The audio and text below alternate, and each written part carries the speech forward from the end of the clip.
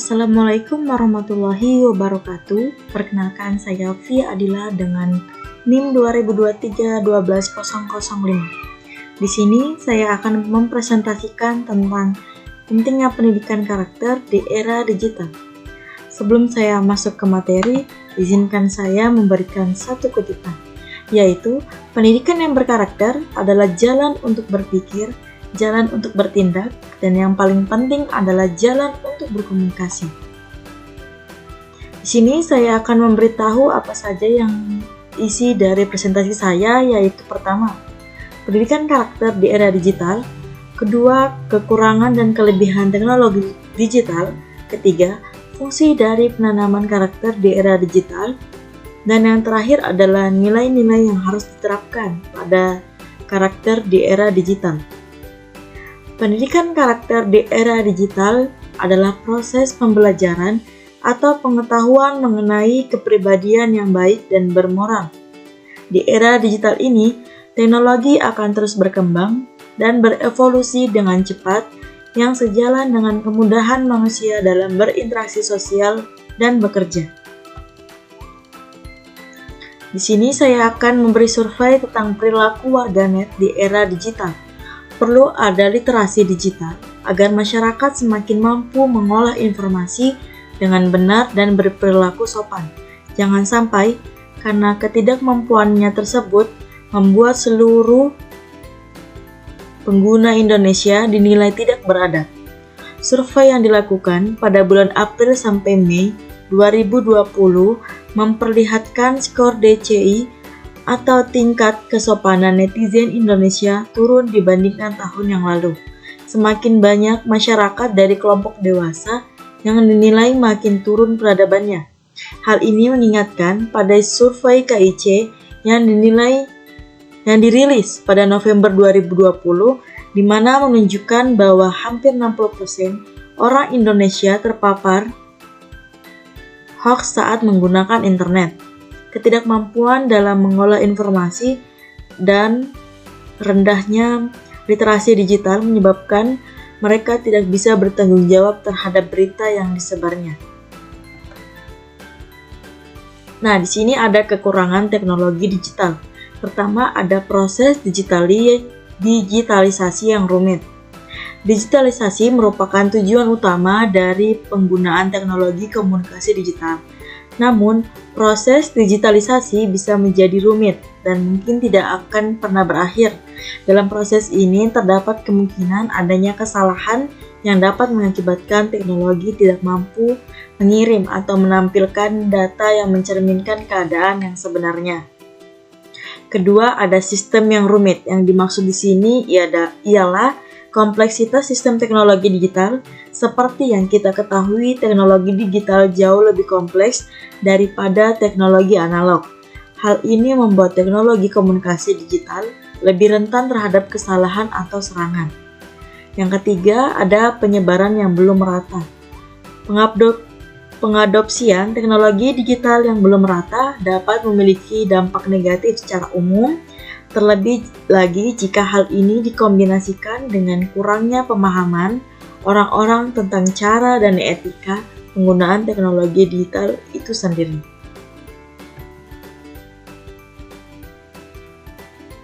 Lalu di sini ada kelebihan teknologi digital, yaitu pertama, biaya lebih rendah.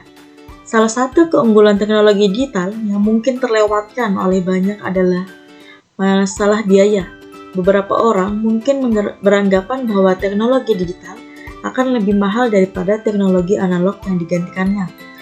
Pandangan tersebut wajar karena pada pandangan awal, teknologi digital terlihat lebih kompleks dan memiliki tingkat kekompleksan yang tinggi. Namun, seiring dengan perkembangan teknologi yang membuat proses ekonomi menjadi lebih efisien, biaya yang diperlukan untuk mengadopsi teknologi informasi semakin berkurang. Adopsi teknologi informasi sebagai sistem komunikasi utama juga membuat banyak perusahaan bersaing untuk menawarkan produk mereka dengan harga yang lebih kompetitif dan terjangkau bagi konsumen. Kedua, keutuhan informasi yang disampaikan. Keutuhan lain dari teknologi digital dibandingkan dengan teknologi analog adalah kemampuan untuk mentransmisikan data atau informasi secara utuh dan akurat. Sebagai sebuah jaringan yang terhubung secara global, teknologi digital memungkinkan pengguna untuk mengirimkan dan menerima data atau informasi secara lengkap dan tidak terputus. Tidak ada lagi permasalahan tentang hilangnya sebagai informasi atau terjadinya distorsi dalam transmisi data, baik itu pesan teks, gambar, video, atau file data kompleks lainnya. Semua dapat dikirim dan diterima dengan keutuhan dan akurasi yang sangat tinggi. Ketiga, mendorong peningkatan ekonomi yang jauh lebih baik. Teknologi digital memiliki dampak yang kuat pada ekonomi, keefektifannya dalam transmisi data, pemrosesan informasi, serta biaya yang relatif rendah membuat teknologi digital memiliki nilai yang tidak tergantikan dalam banyak aspek kehidupan sehari-hari termasuk dalam aktivitas ekonomi. Fungsi dari penanaman karakter di era digital. Pertama, ada pembentukan karakter yang baik. Seperti yang sudah dibahas, pendidikan karakter tujuan utamanya adalah agar seseorang memiliki kepribadian yang baik, bermoral, dan berbudi luhur, baik dalam bangsa, keluarga, maupun agamanya. Kedua, menciptakan sikap toleransi.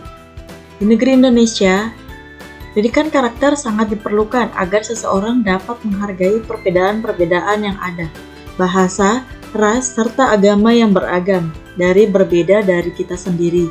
Tentunya akan menjadi sebuah kultur shock atau kekagetan budaya, karena tidak pernah diajarkan dalam lingkungan ketika kita masih kecil, apalagi sekarang informasi mengenai budaya luar sudah dapat diakses dengan cepat dan mudah menggunakan internet dan gadget untuk menghilangkan karakter egois, merasa budaya sendiri paling tinggi dan yang paling rendah. Maka pendidikan karakter yang menekankan pada menghargai orang lain merupakan salah satu bagian yang tidak boleh dilewatkan. Ketiga, menyaring hal negatif. Dengan ditanamnya pendidikan karakter, seseorang akan mengetahui mana yang boleh ditiru dan mana yang tidak boleh ditiru.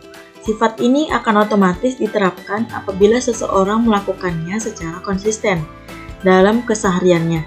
Maka dari itu, guru atau orang tua yang mengajarkan harus melatih secara rutin dan bahkan sangat dianjurkan apabila harus diawasi kesehariannya apabila masih anak-anak.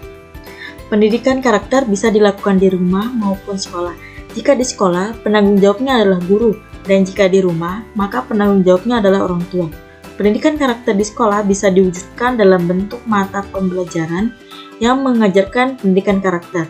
Selain pintar dalam hal ilmu pengetahuan, anak juga harus pintar dalam mengelola kepribadiannya. Mata pelajaran mengenai pendidikan karakter sekarang sudah menjadi bagian dari kurikulum yang diterapkan di sekolah-sekolah sekarang ini. Di rumah, orang tua dapat mewujudkan pendidikan karakter kepada anak dengan cara memberitahu anak langsung dan orang tua harus mencontohkannya.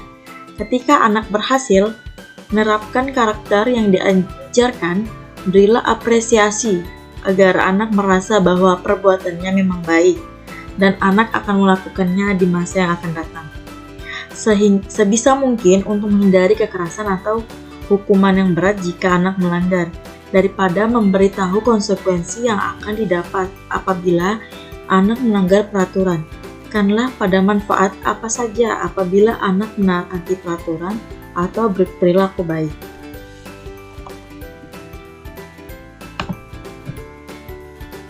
Nah, di sini saya akan memberitahu nilai-nilai yang harus diterapkan dalam karakter di era digital. Pertama, ada religius. Religius berarti menaati ajaran dalam agamanya serta menghargai kepercayaan orang lain. Selain harus mengikuti perintah dan larangan dalam agama sendiri, seseorang juga harus diajarkan untuk menghargai kepercayaan orang lain.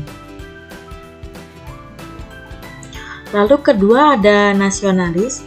Karena Indonesia berpedoman pada Pancasila, maka sebagai warga negara Indonesia harus menerapkan nilai-nilai yang ada di dalam Pancasila agar nantinya bisa bermanfaat bagi bangsa dan negara. Lalu selanjutnya ada integritas. Integritas merupakan nilai yang mengandung kejujuran, kedisiplinan, dan keteladanan. Lalu ada mandiri. Agar tidak selalu bergantung pada orang lain, mandiri harus diterapkan juga dalam pendidikan karakter. Lalu ada gotong royong. Karena manusia tidak bisa hidup sendiri, maka pendidikan karakter gotong royong juga harus diajarkan. Apabila ada sesuatu yang tidak bisa dikerjakan sendiri, orang lain akan balik membantu karena kita sendiri sudah membantu mereka. Itulah pentingnya pendidikan karakter dalam era digital dan nilai-nilai yang harus diajarkan.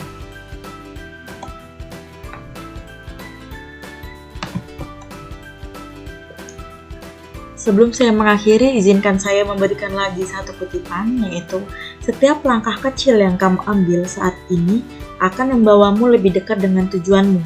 Jadi, jangan pernah berhenti bergerak maju. Tidak ada kata gagal, yang ada hanya sukses atau perlu belajar lagi sampai berhasil. Sekian dari saya, kurang lebihnya mohon dimaafkan. Wassalamualaikum warahmatullahi wabarakatuh.